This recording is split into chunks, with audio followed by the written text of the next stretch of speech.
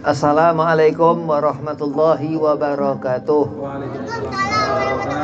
Allahumma salli ala nuril anwar wa siril asrar wa tiryakil akhyar wa miftahil babil yasar sayyidina Muhammad al-Mukhtar wa alihi al-adhar wa ashabil akhyar adana na'milahi fudhalih. Alhamdulillah, salatu wassalamu ala habibillah sayyidina Muhammad ibn Abdillah sallallahu alaihi wasallam. Amma ba'd. Qala Allah Ta'ala fil Qur'an al-Karim, Bismillahirrahmanirrahim, Qul in kuntum tuhibbunallaha fattabi'uni yuhibbukumullah wa yaghfir lakum dhunubakum.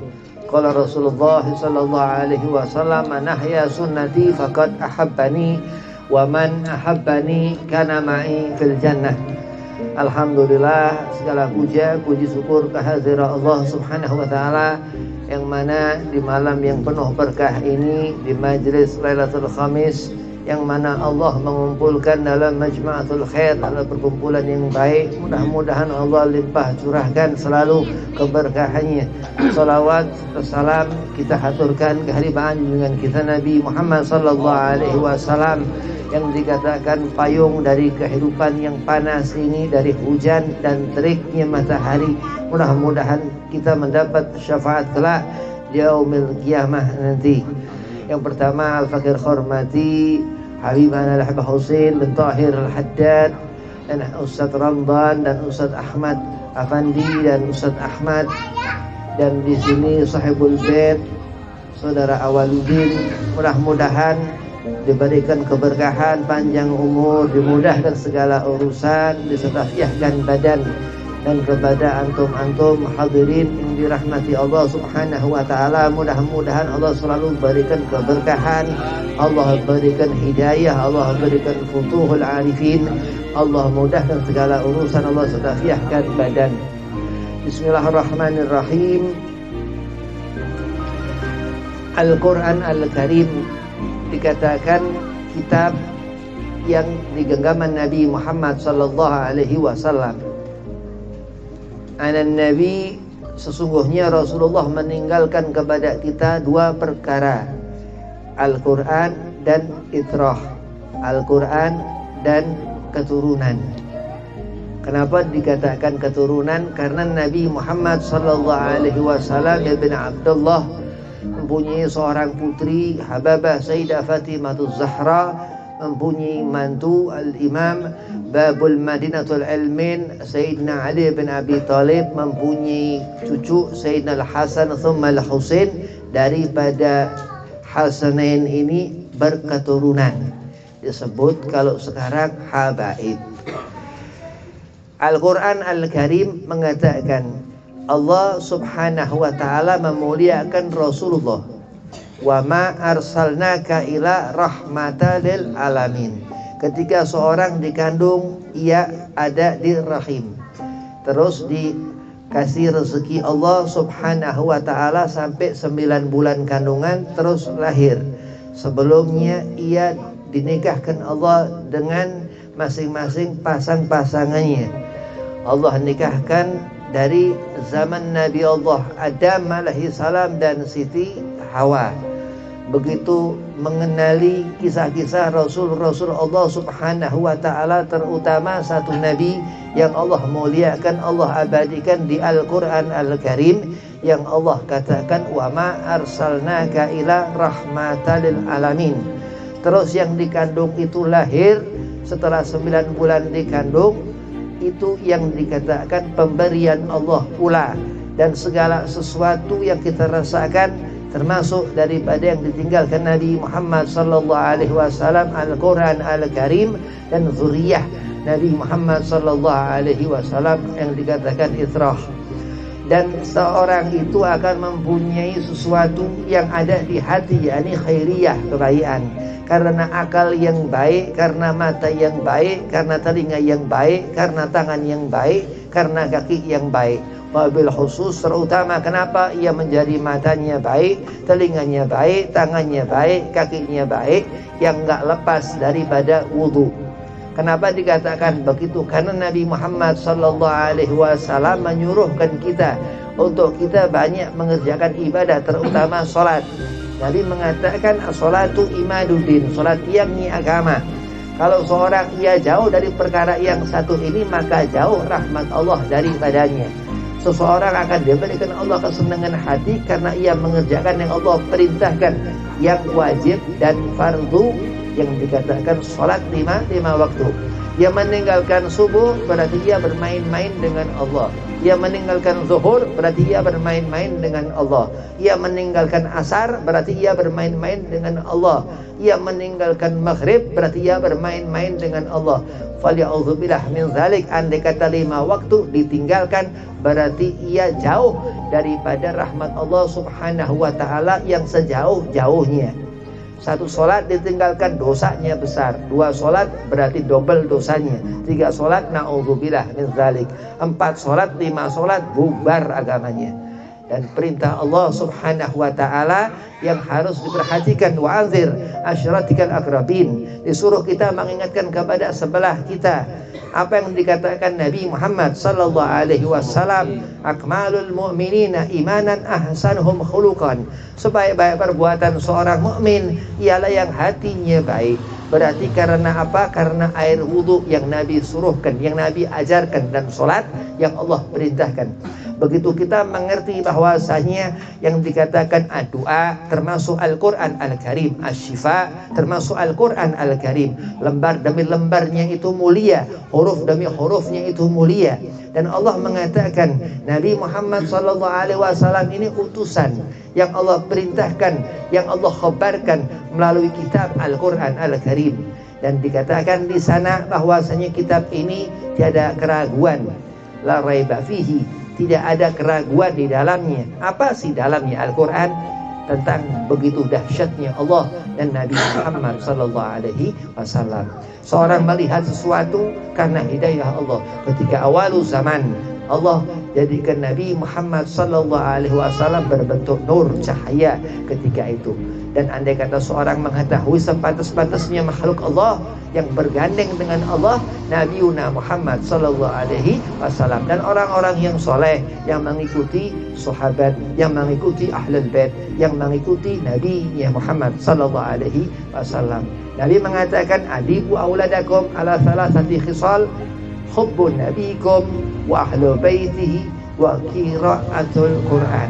Yang dikatakan summa qiraatul Quran berarti dikatakan di sana ada satu keterangan yang menghasilkan sesuatu.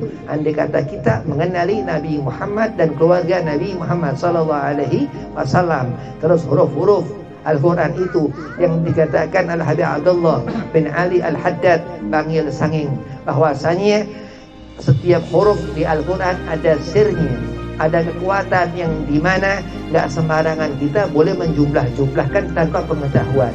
Dan andai kata seorang mengetahui itu huruf, itu kalimat, itu surah dari Allah subhanahu wa ta'ala yang Allah turunkan wahyu demi wahyu melalui malaikat Jibril alaihi salam kepada Nabi Muhammad sallallahu alaihi wasallam. Sedang orang ngerti, orang tahu bahwasanya itu kalamullah, itu ucapan Allah subhanahu wa ta'ala yang berbentuk kitab yang digenggaman Nabi Muhammad sallallahu alaihi wasallam untuk kita pegang sampai yaumil kiamah nanti. Dan itu petunjuk yang dikatakan Allah subhanahu wa ta'ala hudalil muttaqin, petunjuk kepada ahlu tuqah, orang-orang yang bertakwa kepada Allah subhanahu wa ta'ala. Dan sesungguhnya Allah mendekat, Allah dekat kepada orang-orang yang sedik, yang jujur. Dan sesungguhnya Allah dekat kepada orang-orang yang ihsan, muhsinin, orang yang baik. Dan sesungguhnya Allah dekat kepada orang-orang golongan minas sabirin, orang-orang yang sabar. Dan terutama mukhlisin lahuddin, yang dikatakan orang yang ikhlas. Dikatakan agama ini enggak gampang. Kita mengenali Rasulullah ini enggak gampang. Kita mengenali Ahlul Bait ini enggak gampang. Kita mengenali Al-Quran itu enggak gampang. Kenapa? Karena kita butuh iktikad kuat untuk kita mengenali bahwasanya Allah menurunkan itu Al-Quran, wahyu demi wahyu, dan kitab untuk petunjuk kita sebagai umat Nabi Muhammad sallallahu alaihi wasallam. Andai kata kita menjauh dari rahmat Allah, berarti musibah dan bala akan Allah turunkan. Andai kata kita mendekat kepada khairiyah, kebaikan, berarti kita mendekati keridhaannya. Dan Allah mengingatkan kita, wa anzir asyiratikal aqrabin. Allah enggak segan-segan menurunkan bala musibah kepada yang sebelah atau sekitar kita. Tapi Allah memberikan selalu yang dikatakan bahwasanya rahmat Allah lebih besar daripada murkanya. Dan orang yang mendekat kepada Allah yang akan merasakan kenikmatan dunia ini. Dunia dikatakan Hujatul Islam Abu Hamid Imam Ghazali bahwasanya kendaraan untuk kita ke negeri akhirat.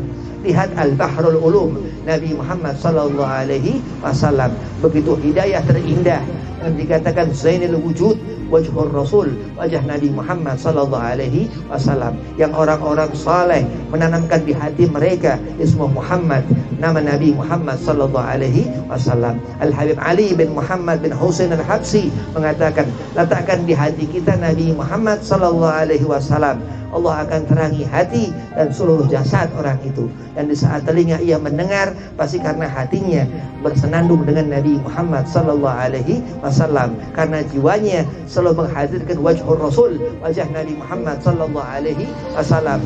Dan melihatlah dari anak keturunan Nabi yang dikatakan bahwasanya homo itrati, mereka keturunanku, kata Rasulullah, khuliqu min tinati, dibuatnya dari tanah yang serupa denganku.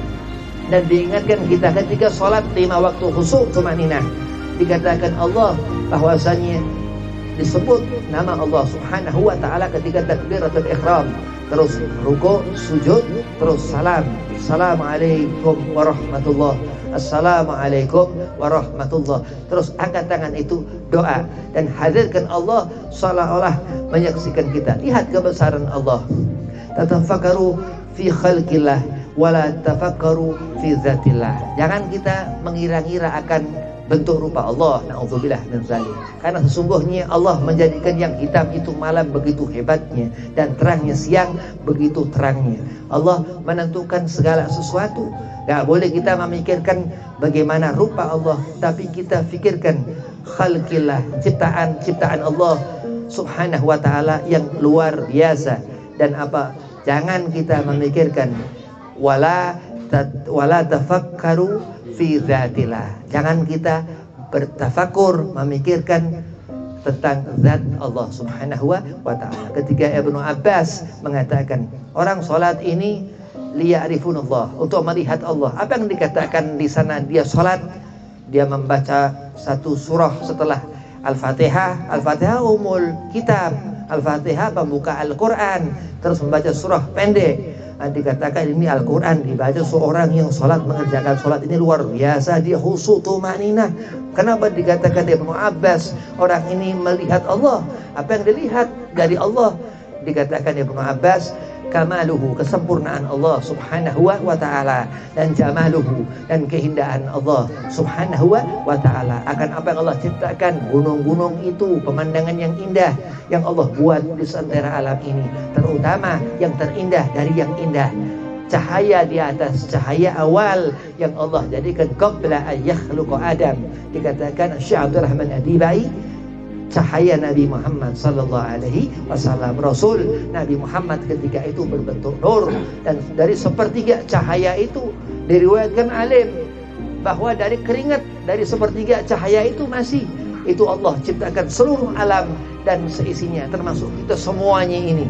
Dan mereka Ahlul Bait Al-Mustafa Sayyidina Muhammad sallallahu alaihi wasallam, keluarga Rasulullah, habaib-habaib, mendapatkan fadilatul zat karena dikatakan dari seorang putri Nabi Muhammad, bid'atul Rasul, darah daging Nabi Muhammad sallallahu alaihi wasallam, dima, darah yang berhubungan dengan Hasanain. Hasan dikatakan walad Fatimah, Husain dikatakan walad Fatimah. Mereka mempunyai anak. Imam Husain, Sayyidina Husain mempunyai anak Ali Zainal Abidin As-Sajjad, terus berketurunan ibn abahnya sampai Sayyidina Ali bin Abi Thalib, Hasan Husain anak Fatimah binti Rasul sallallahu alaihi wasallam. Dan diberikan Allah keutamaan fadilatul zat. Ketika suatu saat Al-Imam Ibnu Hajar Al-Haytami ditanya kepada ditanya seorang alim, ya Ibnu Hajar, andai kata ada seorang sayyid, ya kelakuannya tidak benar, bagaimana dibanding dengan satu syekh yang alim? Kata Ibnu Hajar, Aku melihat zuriyah, melihat sayyid bukan daripada ilmu, tapi karena darahnya. Ada hubungan darah, ada zat Nabi Muhammad sallallahu alaihi wasallam dari ahlul bait zuriyah itu. Sedangkan orang yang alim, andai kata sudah hendak berilmu gila, dia bukan lagi seorang yang alim. Maka kita bersyukur kepada Allah masih bisa membaca maulid Nabi Muhammad sallallahu alaihi wasallam, dan selalu bersyukur kepada Allah dengan mengingat kitab yang ditinggalkan Nabi Muhammad yang harus kita pegang betul-betul. Kenapa dikatakan? Karena Al-Quran bisa memberikan syafaat yaumil qiyamah kelak. Assalamualaikum warahmatullahi wabarakatuh.